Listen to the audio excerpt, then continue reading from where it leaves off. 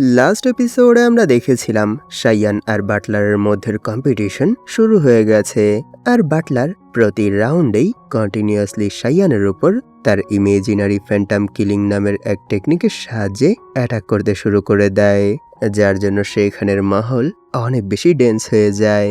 কিন্তু শাইয়ান কোনো সাধারণ কাল্টিভেটর না, যার জন্য বাটলারের সেই সব অ্যাটাকে তার কিছুই হয় না। উল্টো বাটলারই শাইয়ানের গোল্ডেন বুদ্ধার প্রেসারে এসে প্রায় বেহোশ হয়ে যায়। সবশেষে শাইয়ান সেখানে এক অ্যাপিক পোয়েট্রি পারফর্ম করে, আর এরই সাথে সে সেখানে কোনো এক স্কিল কাস্ট করে, যার জন্য সেখানের সবাই শাইয়ানের সামনে ঝুঁকে যায়।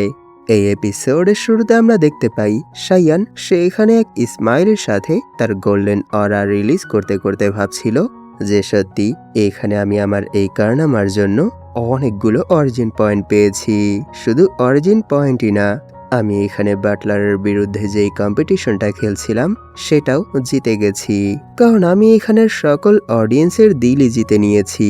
তাই আমি এখানে নিজেকেই নিজে 100 পয়েন্ট দিচ্ছি। এইসব ভাবতে ভাবতেই সে সেখান থেকে অ্যাক্টিং করতে করতে নিচে পড়তে শুরু করে, আর তাকে সেখান থেকে নিচে পড়তে দেখে ইয়াং রুয়ু তার জন্য অনেকটা চিন্তিত হয়ে যায়। আর এর পরের মোমেন্টেই আমরা দেখতে পাই নিচে পড়ার আগেই ইয়াং রুয়ু শাইয়ানকে ক্যাচ করে ফেলেছে, আর এরই সাথে সে সেখানে অনেকটা ভাবুক হয়ে জিজ্ঞেস করে যে কি হলো, কি হয়েছে, তুমি কি ঠিক আছো? এটা শুনে শাইয়ান সেখানে অ্যাক্টিং করতে করতেই বলে, হ্যাঁ হ্যাঁ আমি ঠিক আছি, আমি শুধু এখানে একটু ক্লান্ত হয়ে গিয়েছিলাম। তখন ইয়াং রুয়ু সেখানে এক স্মাইলের সাথে তাকে মাইন্ড টু মাইন্ড কন্ট্যাক্ট করে বলে, সত্যি আমি বুঝতে পারছি না যে তুমি এখানে এই সব কিছু কি করে আর কেন করেছো। এটা শুনে শাইয়ানের ফেসেও এক স্মাইল চলে আসে, আর এরই সাথে সেও সেখানে মাইন্ড টু মাইন্ড কন্ট্যাক্ট করে বলে, এইসব বিষয়ে টেনশন করার কোনো দরকার নেই, কারণ সব কিছুই এখনো আমার নিয়ন্ত্রণেই আছে। তাই শুধু চুপচাপ দেখে যাও আগে আগে কি হয়।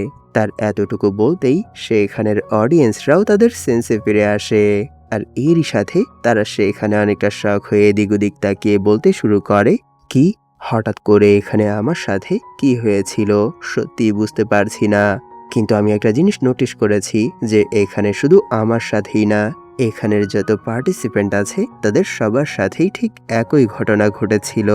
না জানে কেন মনে হচ্ছিল মিস্টার শাইয়ান আকাশ থেকে নেমে আসা, কিন্তু বুঝতে পারছিলাম না যে এরকম ফিলিংস আমাদের মনে হঠাৎ করে কেন এসেছিল। আর 1 মিনিট সেই দিকে তাকাও, মিস্টার শাইয়ানকে দেখে অনেকটা ক্লান্ত মনে হচ্ছে, তিনি তো ঠিক করে নিজের পায়ে দাঁড়াতেও পারছেন না।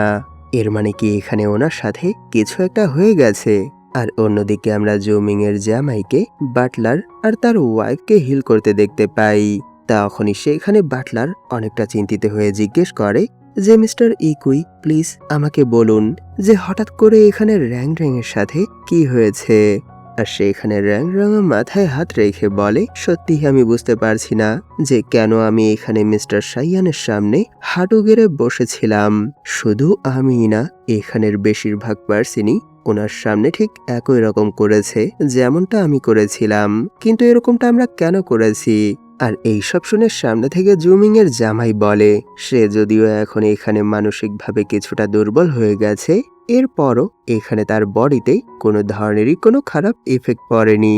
এর মানে সে শুধু এখানে একটু ক্লান্ত, এর বেশি আর কিছুই না। এইসব শুনে তো বাটলার সেখানে এক দীর্ঘশ্বাস ছেড়ে বলে, ও বাঁচা গেল, আমি তো তার এই অবস্থার জন্য অনেক বেশি ভয় পেয়ে গিয়েছিলাম। তখনই বাটলার সেখানে শাইয়ানের এই করুণ অবস্থা দেখে ভাবতে শুরু করে যে কি সে এখানে এতটাই এক্সস্ট হয়ে গেছে যে নিজের পায়ে দাঁড়াতেও পারছে না। এর মানে কি আমি তার উপর যেই অ্যাটাকগুলো করেছিলাম সেগুলো কাজ করেছিল।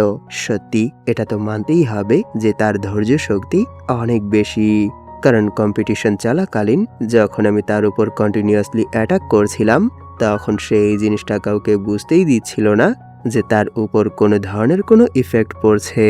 এর মানে সে ফোর্সফুলি নিজেকে শান্ত রেখেছিল। সত্যি মানতে হবে সেও অনেক ভালো অ্যাক্টিং করতে পারে। তখনই পাশ থেকে জুমিং এর জামাই বাটলারকে মাইন্ড টু মাইন্ড কন্ট্যাক্ট করে বলে যে সত্যি এটা তো মানতেই হবে যে মিস্টার শাইয়ান অনেক বেশি ট্যালেন্টেড। কারণ ওনার কাছে এমন প্রতিভা আছে যার সাহায্যে সে শুধু তার কবিতা আবৃত্তির মাধ্যমেই মানুষকে নিজের সামনে ঝুঁকিয়ে ফেলতে পারে।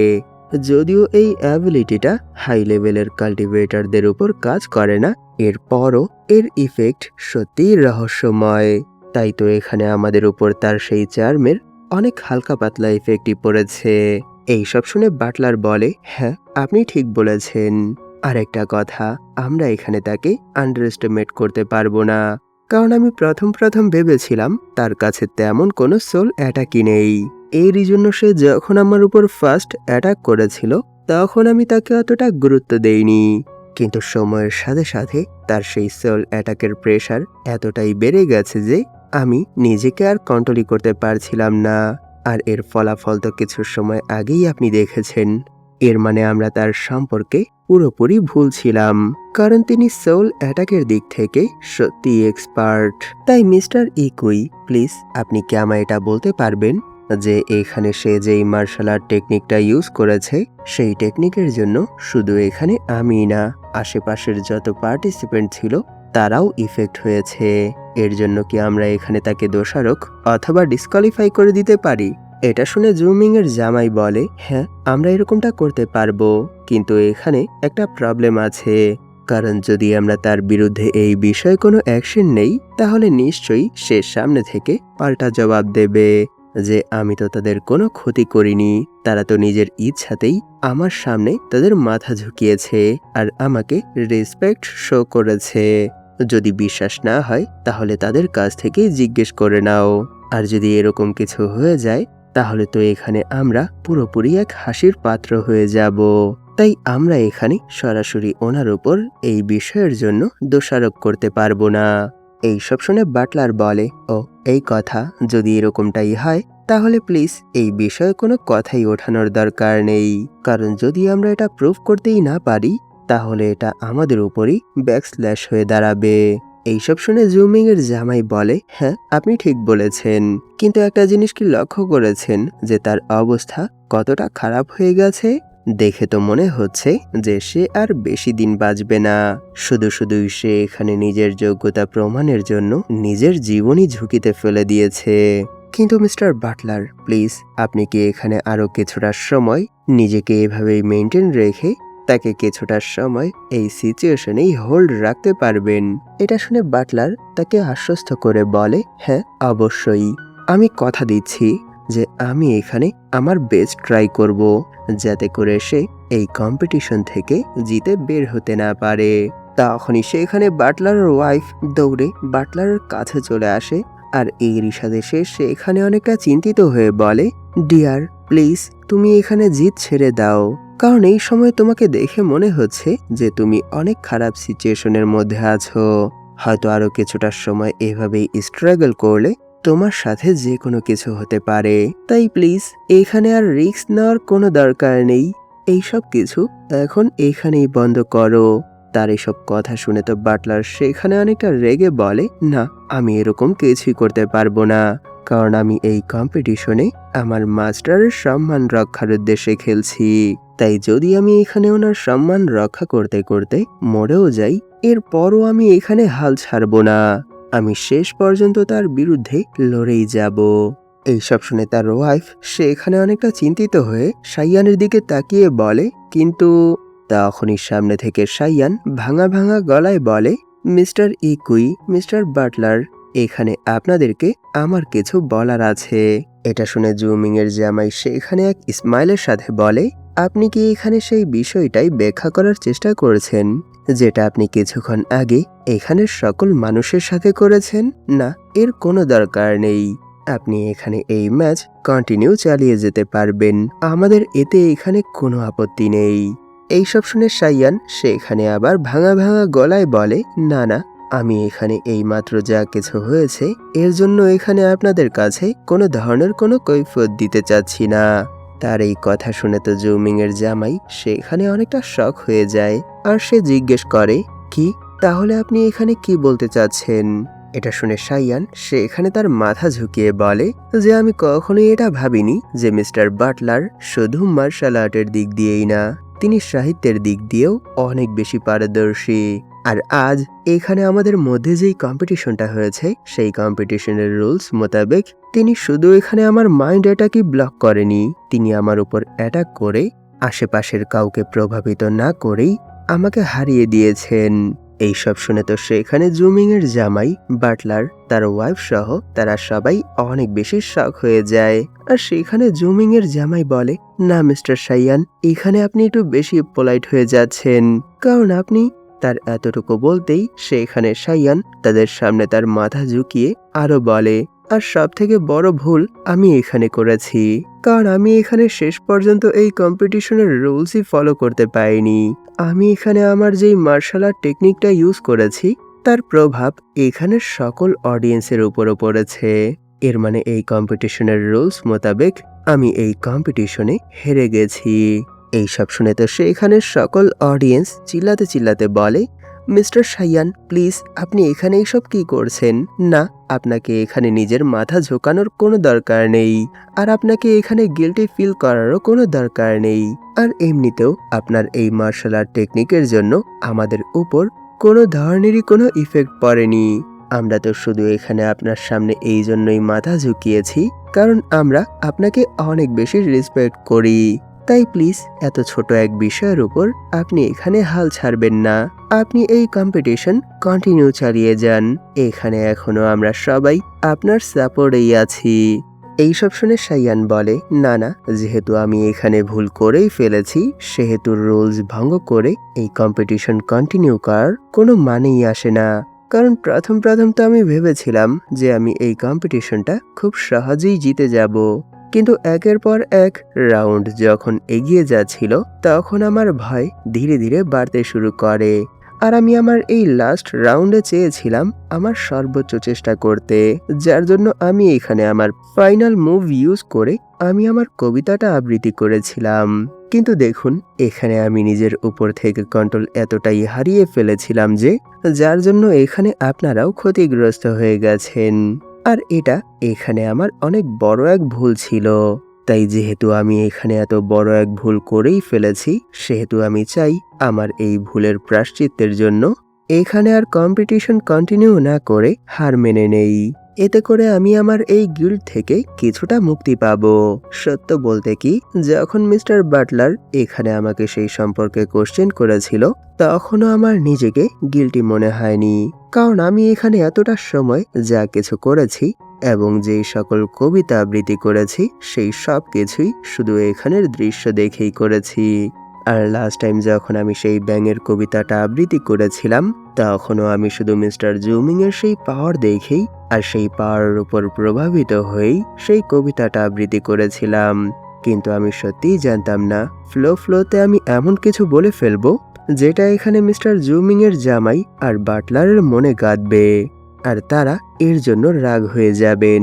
তাই প্লিজ, যেহেতু এখানে আমি এত বড় এক ক্রাইম করেই ফেলেছি সেহেতু এর জন্য আমি আবার এখানে ক্ষমা চেয়ে নিচ্ছি। আর মিস্টার বাটলার, যেহেতু আপনিও একজন সাহিত্যিক সেহেতু নিশ্চয়ই আপনিও এই জিনিসটা জানেন যে যখন কোনো কবি এমন কোনো দৃশ্য দেখে যেটা তাদের মন ছুঁয়ে যায় তখন তাদের ব্রেন আর কোনো বিষয়ের উপরই কাজ করে না, তারা শুধু কবিতা লেখার উপরই ফোকাস করে। এরই জন্য সেই সময় যখন আমি এরকম কোনো দৃশ্য দেখেছি তখন আমার মাথায় এমন কিছুই ছিল না যে সেই কবিতাটা কি মিনিংফুল হবে নাকি এর জন্য এত বড় এক ব্ল্যাক স্ল্যাশ আসবে। তাই প্লিজ আবার আমি সেই কবিতা আবৃত্তির জন্য আপনাদের কাছে ক্ষমা চাচ্ছি। এটাই সেই কারণ ছিল যার জন্য আজ আমার এই অবস্থা হয়েছে। তাই আমি আমার এই সিচুয়েশনের জন্য নিজেই দায়ী। এইসব বলেই সে এখানে কাশতে শুরু করে, আর তার কাশির জন্য হালকা হালকা করে মুখ থেকে রক্ত বের হচ্ছিল। এইসব দেখে তো সে এখানে ইয়াংরু অ্যাক্টিং করতে করতে বলে, কি হয়েছে মিস্টার সাইয়ান, আপনি কি ঠিক আছেন? কি আপনার মুখ থেকে রক্ত বের হচ্ছে? প্লিজ এখানে আর আপনি নিজেকে ফোর্স করবেন না, কারণ আমার পুরো বিশ্বাস আছে যে মিস্টার জুমিং আপনাকে এর জন্য ক্ষমা করে দেবেন, কারণ আপনি কোনো ব্যাড ইন্টেনশন নিয়ে সেই কবিতাটা তৈরি করেননি। সেখানের এরকম সিচুয়েশন দেখে জুমিং এর জামাই ভাবতে শুরু করে, ও এই কথা, এখন আমি এখানের মূল সিচুয়েশন বুঝতে পেরেছি। আর পাশ থেকে বাটলারও ভাবতে শুরু করে, সত্যি আমি জানতাম না যে মিস্টার সাইয়ান এতটা সৎ হবেন, যার জন্য তিনি এখানে যা কিছু করেছে সেই সব কিছুর জন্য একে তো ক্ষমা চেয়েছেন, আর উপর থেকে নিজের ক্রাইম স্বীকার করে আমাদের এই কম্পিটিশনেও হার মেনে নিয়েছে। তখনই সেখানে আবার জুমিং এর জামাই অনেকটা ভাবুক হয়ে ভাবতে শুরু করে যে সত্যি যখন কেউ ইয়াং থাকে তখন তারা কখনোই নিজের ভুল স্বীকার করতে চায় না, কারণ তারা অনেক বেশি অহংকারী হয়। আর আমি এই ফিলিংস অনেক আগেই ফিল করে এসেছি, কারণ আমি যখন ইয়াং ছিলাম তখন আমিও অনেক বেশি অ্যারোগেন্ট ছিলাম, আর বেশিরভাগ সময় তো আমি নিজের ভুল স্বীকারই করতাম না। কিন্তু দেখো এখানে মিস্টার সাইয়ান একে তো নিজের ভুল স্বীকার করে নিয়েছেন, আর এর সাথে কতটা পোলাইটলি এখানে আমাদের কাছে ক্ষমা চাচ্ছেন। তাই কেননা এখানে আমরাও ওনার এই সততার জন্য এক পা পিছিয়ে নেই। এটা ভেবেই শেষ এখানে অ্যানাউন্স করে যে যেহেতু এখানের সিচুয়েশন এতটাই গম্ভীর হয়ে গেছে, সেহেতু আমরা এখানে এই ম্যাচটাকে ড্র করে দিচ্ছি। তাই আমরা এখানে এই ম্যাচটাকে অমীমাংসিত ঘোষণা করছি, এর মানে ড্র। এটা শুনে সাইয়ান সেখানে আবার অ্যাক্টিং করতে করতে বলে, কিন্তু আমি তো এখানে এই কম্পিটিশনের রুলস ভঙ্গ করেছি। এটা শুনে জুমিং এর জামাই বলে, হ্যাঁ যদিও আপনি এখানে এই কম্পিটিশনের রুলস ভঙ্গ করেছেন, এরপরও যখন আপনি আপনার লাস্ট কবিতাটা আবৃত্তি করছিলেন তখনই এখানে বাটলার অনেক বেশি এক্সস্ট হয়ে গিয়েছিল। এরই জন্য আমার মনে হয় না যে সেই সময় তিনিও 3 মিনিটের মধ্যে কোনো ধরনেরই কোনো কবিতা আবৃত্তি করতে পারতেন। এরই জন্য যেহেতু সেই সময় বাটলার এক্সস্ট হয়ে গিয়েছিল আর আপনিও অজান্তেই রুলস ভঙ্গ করে ফেলেছেন, সেহেতু আমরা এই কম্পিটিশনটাকে ড্রই গণ্য করে দিচ্ছি। এইসব শুনে সেখানে বাটলারের ওয়াইফ অনেকটা ভাবুক হয়ে এক স্মাইলের সাথে বলে, সত্যি ডিয়ার, এখানে আমার তোমার জন্য অনেক বেশি টেনশন হচ্ছিল। আমি তো ভয় পেয়ে গিয়েছিলাম, কারণ তুমি এখানে হার মানার নামই নিচ্ছিলে না। কিন্তু এখন যখন সবকিছুই মীমাংসা হয়ে গেছে, সেহেতু এখন আমার সকল চিন্তাও শেষ হয়ে গেছে। এইসব শুনে বাটলার সেখানে এক দীর্ঘশ্বাস ছেড়ে ভাবতে শুরু করে, সত্যি আমি কত বড় বোকা ছিলাম, যার জন্য রঙের উপরই এতটা রেগে গিয়েছিলাম। সত্য বলতে কি, আমি এখানে তাকে মিস্টার সাইয়ানের এত প্রশংসা করতে দেখে অনেক বেশি জেলাস ফিল করছিলাম। না, এখানে আমার এমন কিছু করাটা ঠিক হয়নি। তাই আমি ওয়াদা করছি ফিউচারে আমি আর কখনোই তোমার উপর এমন কোনো ছোটখাটো বিষয়ের উপর সন্দেহ করব না। তখনই সেখানে জুমিং এর জামাই বাটলারের দিকে তাকায়, আর বাটলারও বুঝতে পারে যে তিনি এখানে কি জানতে চাচ্ছে। আর এরই সাথে সে সেখানে এর অ্যান্সারে বলে যে ঠিক আছে, যেহেতু আপনি এখানে এর প্রস্তাব দিয়েছেন সেহেতু কম্পিটিশনের এই ফলাফল আমি মেনে নিচ্ছি।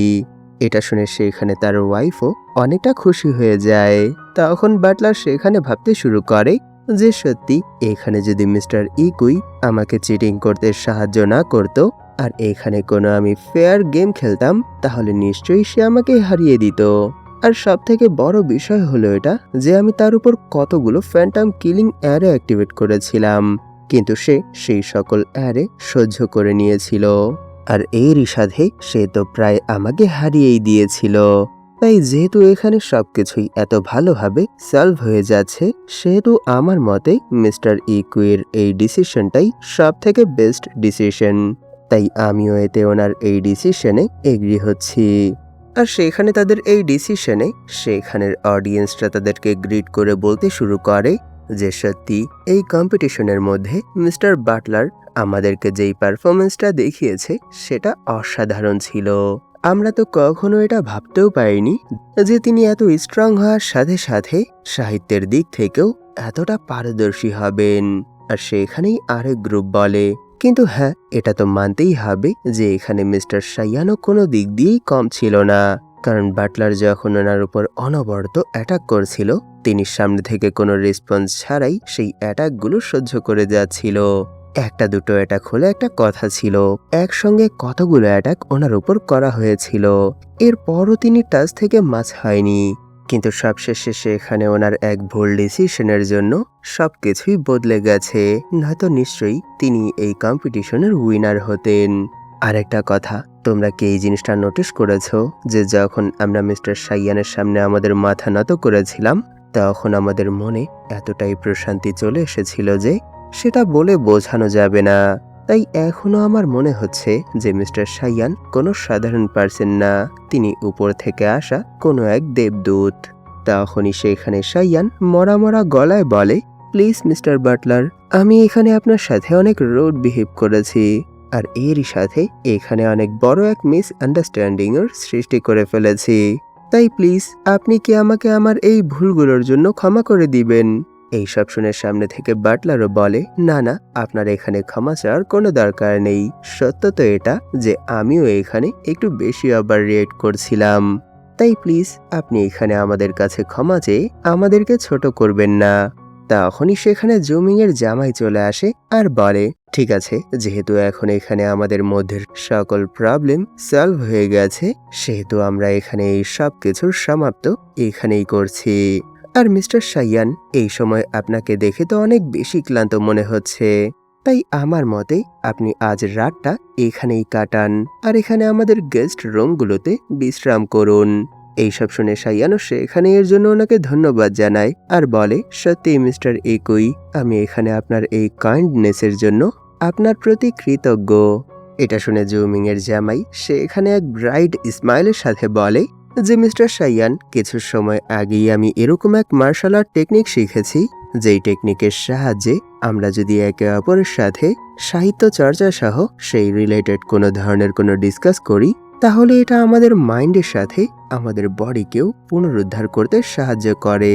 তাই আমার মতে আজ রাত আপনি আমার সাথেই থাকুন, এতে করে আমরা একে অপরের সাথে আমাদের সাহিত্যিক রিলেটেড যেই জ্ঞানগুলো আছে সেগুলো ভাগাভাগি করব। আর এই প্রসেস যতক্ষণ কন্টিনিউ হবে ততক্ষণ এখানে আমাদের দুজনেরই ফায়দা হবে। আর এরই সাথে এই সময় আপনার বডিতে যত ধরনের প্রবলেম আছে সেই সকল প্রবলেমও সলভ হয়ে যাবে। তাই আমার মতে আজ রাত আমাদেরকে একসাথেই থেকে সাহিত্য চর্চা করা দরকার। তার এইসব কথা শুনে তো সাইয়ান সেখানে অনেক বেশি শক হয়ে যায়, আর এরই সাথে সে সেখানে থক্কাতে থক্কাতে মনে মনেই বলে, হোয়াট দ্য হেল, তার মাথায় এসব কি আলতু ফালতু ঘুরঘুর করছে, আর সে আসলে রাতে আমার সাথে কোন বিষয়ের উপর চর্চা করতে চায়। আর সেখানে ইয়াং রুইউ ওনার এই প্রস্তাবের জন্য অনেকটা অকওয়ার্ড ফিল করে, আর এরই সাথে সে সেখানে ফোর্সফুলি এক স্মাইলের সাথে বলে, মাস্টার ইকুই, আপনি এসব কি বলছেন? যদি মিস্টার সাইয়ান আপনার সাথেই পুরো রাত কাটায় তাহলে আমার কি হবে? আমি তো পুরো একা হয়ে যাব। এইসব শুনে জুমিং এর জামাই বলে, এমনিতেও এই সময় মিস্টার সাইয়ানের যেই অবস্থা হয়ে আছে তাতে আমার মনে হয় না তিনি আর আজ রাতে আপনার সাথে কোনো কিছুই করতে পারবে। তাই আমার মতে আজ রাতটা ওনাকে আমার সাথেই কাটাতে দাও। আমি কথা দিচ্ছি এক রাতের মধ্যেই ওনার হেলথ কন্ডিশন এতটাই ঠিক করে দেব যে নেক্সট ডে থেকে আপনারা আবার আপনাদের কার্যকলাপ শুরু করতে পারবেন। এইসব শুনে ইয়াং রুইউ আর সাইয়ান তারা দুজনই সেখানে অনেকটা ঘাবড়ে যায়। আর এরই সাথে সাইয়ান সেখানে মাইন্ড টু মাইন্ড কন্ট্যাক্ট করে বলে, হেই, তুমি এখানে তাকে বোঝানোর চেষ্টা করো, কারণ আমি এই পুরো রাত কোনো ছেলের সাথে কাটাতে চাই না। আর এর থেকে বড় কথা হলো এটা যে আজ রাতে যদি আমি তার সাথেই থাকি তাহলে আমাদের এই মিশন পুরোপুরি বৃথা চলে যাবে। তাই কিছু একটা করে দ্রুত তাকে মানা করো। এইসব শুনে ইয়াং রুইও সেখানে মাইন্ড টু মাইন্ড কন্ট্যাক্ট করে বলে, কিন্তু আমি কি করব? তুমি এখানে যেই অ্যাক্টিং শুরু করেছো সেটা সত্যি অনেক বেশি হয়ে গেছে, যার জন্য এখন তো আমি এখানে কিছুই বুঝতে পারছি না যে তাকে আমি কি বলে বোঝাবো যাতে করে সে তোমার সাথে রাত কাটানোর জেদ ছেড়ে দেবে। তাই আমার মতে আজ রাত তুমি তার সাথেই থেকে যাও, আর যখনই সুযোগ পাবে তখন তুমি তাকে চাকমা দিয়ে আমাদের প্ল্যান এক্সিকিউট করার জন্য আমার কাছে চলে আসবে, ঠিক আছে? তখনই সামনে থেকে জুমিং এর জামাই জিজ্ঞেস করে যে মিস্টার সাইয়ান, প্লিজ আপনি বলুন যে এখানে আপনার মতামত কি? এটা শুনে সাইয়ান সেখানে এক অকওয়ার্ড হাসির সাথে বলে, সত্যি মিস্টার ইকুই, কিন্তু এটা বলে সে সেখানে ভাবতে শুরু করে, না না, ইয়াং রুইউ কোনো কাজেরই না, আর আমি তার উপরই পুরো ভরসা করতে পারবো না। এর মানে এখানে এই সিচুয়েশন থেকে বের হওয়ার জন্য আমাকে নিজে থেকেই কিছু একটা করতে হবে। তারা যখন এইসব বিষয়ে কথা বলছিল তখনই বাহির থেকে কেউ একজন জোর দিয়ে বলে যে যেহেতু মিস্টার সাইয়ান এরকমটা করতে চাচ্ছেন না, সেহেতু তুমি এখানে তার সাথে জোরাজোরি করতে পারবে না, বুঝতে পেরেছ? ওনাকে ওনার ইচ্ছা মতোই থাকতে দাও। এইসব শুনে তারা যখন পেছনের দিকে ঘুরে তাকায়, তখন আমরা দেখতে পাই সেখানে জুমিং চলে এসেছে। আর এরই সাথে সে সেখানে অনেকটা রেগে বলে, কিছুটা সময়ের জন্যই আমি এখান থেকে দূরে গিয়েছিলাম, আর এর মধ্যেই তোমরা এখানে লড়াই শুরু করে দিয়েছ। আর তাকে সেখানে দেখে তারা সবাই তো অনেক বেশি শক হয়ে যায়, আর তারা মনে মনেই চিৎকার করে বলে, ধ্যাত্তেরি, এত দ্রুতই মিস্টার জুমিং এখানে চলে এসেছে। তখনই সেখানে ইয়াং রুয়ু গভর্নরের সাথে মাইন্ড টু মাইন্ড কন্ট্যাক্ট করে বলে যে কি হলো গভর্নর, আপনি এত দ্রুতই মিস্টার জুমিংকে নিয়ে এখানে চলে এসেছেন কেন? এটা শুনে গভর্নর সেখানে অনেকটা রেগে মাইন্ড টু মাইন্ড কন্ট্যাক্ট করে বলে, এর কারণ তো নিশ্চয়ই তোমরা জানো, কারণ তোমরা এখানে এতটাই বিশৃঙ্খলার সৃষ্টি করছিলে যে আমি হাজার চেষ্টা করেও মিস্টার জুমিংকে সেখানে আটকে রাখতে পারলাম না। কিন্তু টেনশন করো না, তিনি এখানে অনেক অল্প সময়ের জন্য এসেছেন, খুব দ্রুতই আমরা আবার এখান থেকে চলে যাব। আর সেখানে জুমিং এক ডার্ক এক্সপ্রেশনের সাথে বলে, আমার এখান থেকে চলে যাওয়ার সাথে সাথেই তুমি এখানে আমার অতিথির সাথে এমন আচরণ করার সাহস কোথায় পেলে?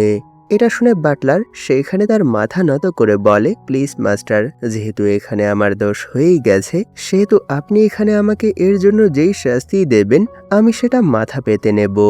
আর তাকে এত রাখতে দেখে তার জামাই বলে যে শ্বশুর মশাই, প্লিজ আপনি শান্ত হন।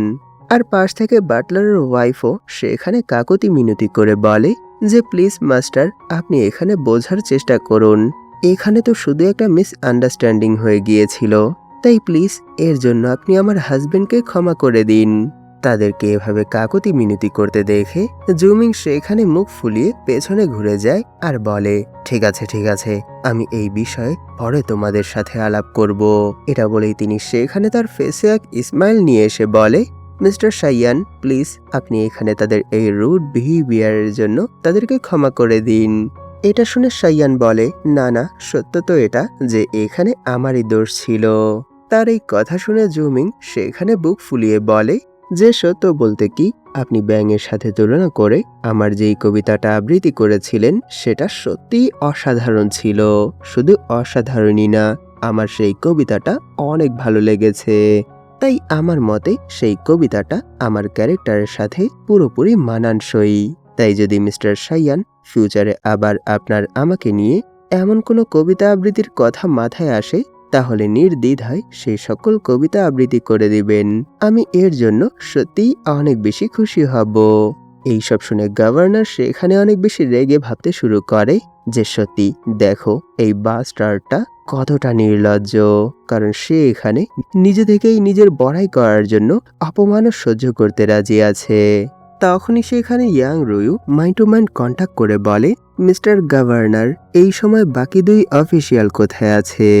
এটা শুনে গভর্নর সেখানে মাইন্ড টু মাইন্ড কন্ট্যাক্ট করে বলে, সত্যি তোমার মাস্টারের সেই আদেশের জন্য আমি এখানে তোমার সকল কথাই মানার জন্য তৈরি আছি, কিন্তু এখন এখানে একটু বেশি হয়ে যাচ্ছে, কারণ এই কিছুটা সময়ের মধ্যেই আমি মিস্টার জুমিং এর সাথে এতটাই ঘনিষ্ঠ হয়ে গেছি যে এখন আমার পুনরায় রাজদরবারের অফিসিয়ালদের সাথে সম্পর্ক স্থাপন করতে আবার কিছু প্রবলেম ফেস করতে হবে, আর কিছু বিষয়ের উপরও বিবেচনা করতে হবে।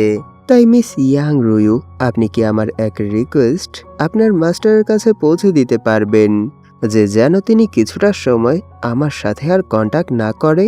এটা শুনে ইয়াং রুয়ু এর জন্য এগ্রি হয়ে যায়।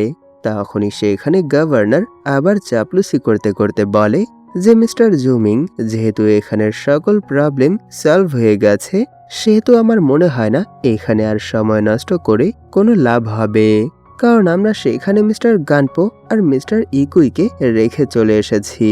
তাই আমাদেরকে দ্রুত তাদের কাছে ফিরে যেতে হবে। এইসব শুনে জুমিং বলে, হ্যাঁ হ্যাঁ, আপনি ঠিক বলেছেন, যেহেতু ওনারাই আমার এই কম্পিটিশনের মেইন অতিথি ছিল, সেহেতু আমি তাদেরকে এভাবেই আমার জন্য অপেক্ষা করাতে পারবো না। তখনই গভর্নর পেছনে ঘুরে বলে যে মিস্টার ইকুই, কেননা আপনি আমাদের সাথেই সেখানে চলুন, কারণ সত্যি অনেক আগে থেকেই আমি আপনাকে অনেক বেশি রেসপেক্ট করি। তাই যদি কিছুটা সময় আমরা একসঙ্গে কাটাতে পারি তাহলে হয়তো আমি আপনার সম্পর্কে আরো নতুন কিছু জানতে পারবো। এইসব শুনে জুমিংও পেছনে ঘুরে বলে, যেহেতু এখানে তিনি তোমার সাথে আরো ভালোভাবে পরিচিত হতে চান, সেহেতু তুমিও আমাদের সাথেই চলো। তখনই সে পেছনে ঘুরে সাইয়ানকে বলে যে, মিস্টার সাইয়ান, আপনিও আমাদের সাথেই আসুন। এটা শুনে সাইয়ান সে এখানে ওনাকে রেসপেক্ট শো করে বলে যে, মিস্টার জুমিং, এই সময় আমি অনেক বেশি এক্সস্ট হয়ে আছি, তাই আমার মনে হয় না সেখানে আমি আপনাদের সাথে সাহিত্য অথবা অন্য কোনো বিষয়ের উপর চর্চা করতে পারবো। এইসব শুনে জুমিং সেখানে একটু নিরাশ হয়ে বলে, হ্যাঁ হ্যাঁ, দেখেই বোঝা যাচ্ছে যে এই সময় আপনি অনেকটা ক্লান্ত হয়ে আছেন, তাই প্লিজ আজ রাত আপনি এখানেই বিশ্রাম করুন। এটা বলে সে এখানে ভাবতে শুরু করে, হ্যাঁ, এটা মানতে হবে যে মিস্টার সাইয়ান সাহিত্যের দিক থেকে অনেক বড় এক এক্সপার্ট, কিন্তু এরপরও তিনি অনেক বেশি উইক। তাই বলা যায় এই ওয়ার্ল্ডের মধ্যে কেউ কখনোই পারফেক্ট হতে পারে না, কোনো না কোনো খুঁত রয়েই যায়।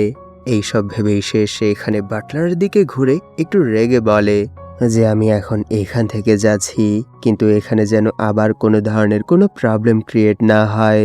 আর এখানে বাকি যেই আয়োজনগুলো আছে সেগুলো সম্পন্ন করার পর তুমিও বিশ্রাম নিয়ে নিও, কারণ তোমাকে দেখেও মনে হচ্ছে যে তুমিও অনেকটা এক্সস্ট হয়ে আছো। ঠিক আছে, তুমি কি আমার কথা বুঝতে পারছো? তার এই কথা শুনে বাটলার সেখানে তার সামনে মাথা ঝুঁকিয়ে বলে, হ্যাঁ মাস্টার, আমি বুঝতে পেরেছি। আমি এখন আর এখানে কোনো ধরনের কোনো প্রবলেমে জড়াবো না, তাই প্লিজ আপনি নিশ্চিন্তায় থাকুন। এখানে সাইয়ানের অ্যাক্টিং আর জুমিং আর বাটলারের এই কনভারসেশনের সাথেই এপিসোড এখানেই শেষ হয়ে যায়। আপনারা কি আমার সেকেন্ড চ্যানেল সম্পর্কে জানেন? যদি জেনে থাকেন তাহলে প্লিজ সেই চ্যানেলটাকেও সাবস্ক্রাইব করে দিন। আর না জানলে কোনো সমস্যা নেই, আমি আপনাদেরকে সেই চ্যানেলের লিংক দিয়ে দেব। আর এমনিতেও সার্চ অপশনে যে হাইড এক্সপ্লেইন ইন বাংলা 2 লিখলেই চলে আসে।